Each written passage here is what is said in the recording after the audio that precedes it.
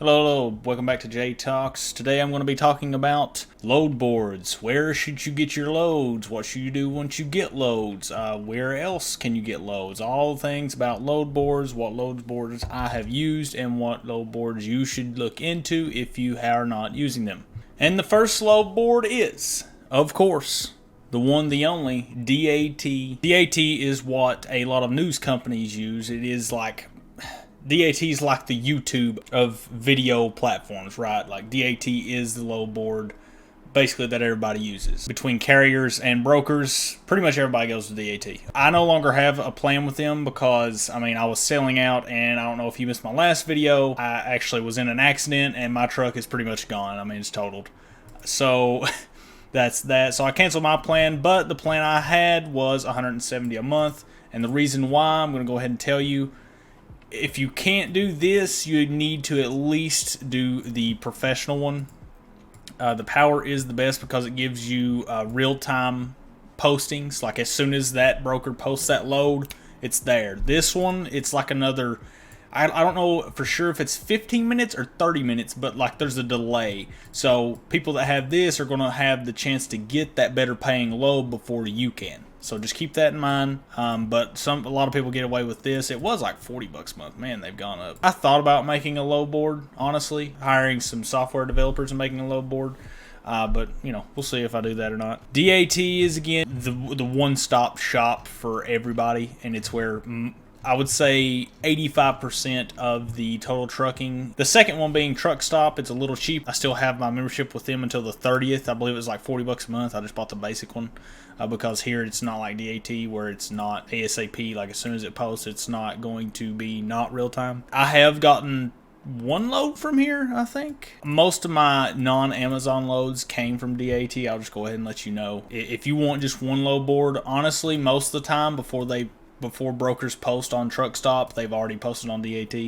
I don't know a time where I haven't seen one on Truck Stop and it wasn't on DAT already, so just keep that in mind that most of the time they'll post here first. Unless it's like, say, TQL, they'll post on their own load board. A lot of the big time brokers have their own load boards and they're free. But a lot of times they will post there first, and if usually people's not on their load boards because obviously they're paying for this one. So then they'll go to here and they'll post on DAT, and then they'll just copy paste over to Truck Stop.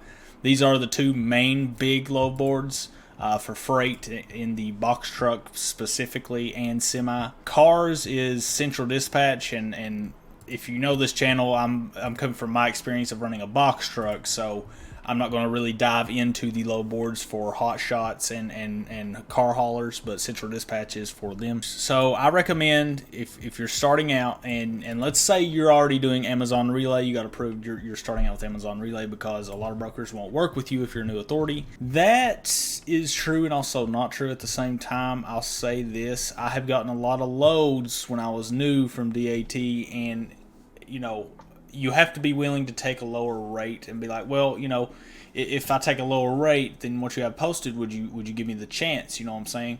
And you can be like, I have references, I've been doing Amazon Relay and all this other stuff. That can sometimes get you a load. They're like, well, I guess we can make an exception. They cut off, you might not make the best rate, but you'll get that relationship started.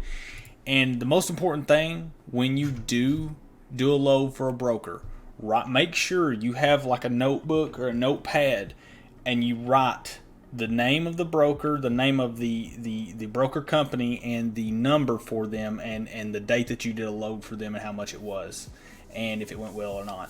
Because you'll get to where you build a list and you can go right down that list before you even get on the load board. Be like, every day at 9 o'clock, go down that list calling, hey, you got a load for me, you got a load, boom. You might not have to use a load board after so long. That should be your goal.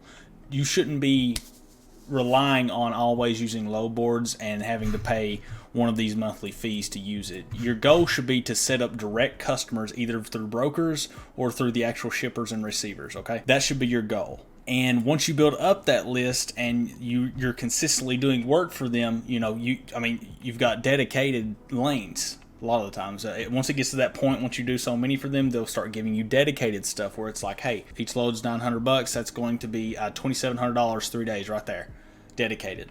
and then you can fill out the rest of your week with Amazon, more loads off the load board.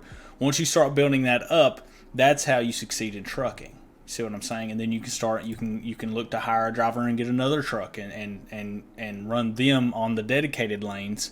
And you keep getting more through the load boards and keep. Your goal is to establish your business as an authority in the trucking space. So once you get so big, you keep growing your fleet. You go 1 truck, 2 truck, 5 trucks, 6 trucks, 7 trucks, 8 trucks, 15 trucks, and then you're a multi-million-dollar company. You see what I'm saying? And then maybe you can start brokering loads as well. And once you get so much dedicated lanes and routes, once you cut out that middleman, I mean, that's the end goal. I want to make this short load board video about the load boards I used and what you should be doing once you do get loads off load boards, in terms of making a list and doing loads over and over and over for brokers, and then establishing a relationship with the shipping and receivers or the brokers. You know, if they know you're reliable and that you get the job done right and you do it right and you're always on time, they'll use you every single time, and they'll give you more and more of that rate. They'll give you more and more until you eventually get the dedicated lane by the receiver and shipper. So I hope you got value from this video. Please do like and subscribe, and check out my other content. I want to be coming out with more high value content in terms of what to use, what to do here and there. I was just involved in an accident, so that's going to be a learning thing. That's going to be a point of learning for me, and then I can relay it to you what happens when you get hit and your truck is, I don't know if it's totaled yet or not, but if it is totaled, I'll let you know kind of how the insurances battle it out. I was hit. I was sitting under a red light, so if you missed that video, check that video out. I'll keep you guys updated on that and let you know how that works out if you are involved in an accident and you are loaded and stuff. So be on the lookout for more content. Please do hit that subscribe once again, and thank you for watching.